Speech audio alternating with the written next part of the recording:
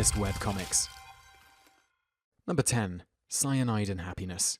Cyanide and Happiness began as a small series of comics drawn by Chris Wilson at the age of 16. Chris shared his comics with the forum stickdeath.com. The webmasters of Stick Suicide, Matt Melvin, Rob DeBlaker, and Dave Elfatrick eventually gave up on Stick Suicide and started Explosum.net. They saw potential in Chris's comics, so they invited him to continue the comic daily. Explosum is currently run by Matt, Rob, Dave, and Chris. The current name, Cyanide and Happiness, comes from a strip in which one of the characters is selling cotton candy made of cyanide and happiness.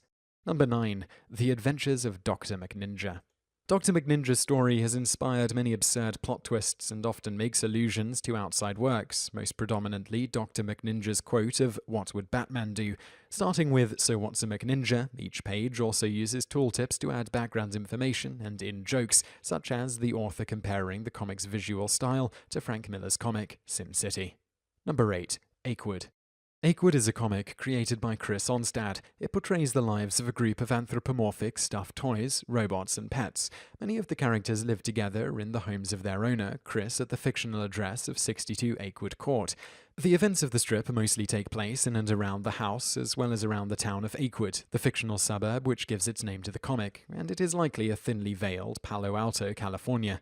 The comic's humor is most often absurdist, generally lacking a set punchline, and sometimes branches into the surreal. Number 7. Dinosaur Comics. Each comic uses the same artwork, with only the dialogue changing from day to day. There are occasional deviations from this, such as several episodic comics. It has been compared to David Lynch's The Angriest Dog in the World comic, and also made references to it. The strips take on topics including ethical relativism, the nature of happiness, the secret to being loved, and so forth. Number 6. Toothpaste for Dinner. A new drawing is posted every day at 12 a.m. EST. Each comic features small, simple drawings paired with short captions or dialogue. The style of humor on Toothpaste for Dinner encompasses surrealism, irony, social commentary, cynicism, and schadenfreude, among other types of humor. Each cartoon is entirely self-contained, except in certain cases of a series, such as the Horoscope series. Number 5. Questionable Content. Questionable Content is a slice-of-life webcomic written and drawn by Jeff Jacks. The plot centers on Martin Reed, an indie rock aficionado, his somewhat troubled and mysterious roommate Faye, and his girlfriend, Dora. The supporting cast includes Martin's anthropomorphic PC, Anthro-PC, named Pint Size, Martin's best friends, named Steve, Martin and Faye's eccentric neighbor, Hannah Law, Faye's good-natured yet vacuous co-worker Raven, and Dora's ex-player, older brother, Sven. Number 4. Penny Arcade.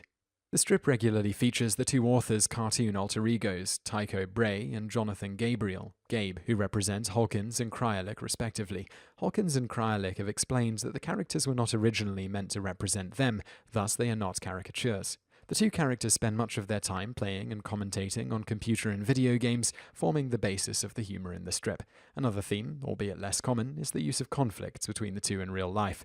The strip also sometimes refers to other internet subcultures and often features in-jokes that are explained by the news posts accompanying each comic, usually written by Hawkins. Number 3. Goats.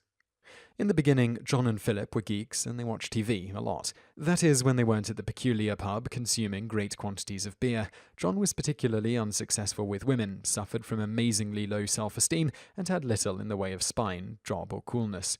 They hung out a lot with a talking goat named Toothknip, who had a way with the ladies, later revealed to be due to his panties of potency.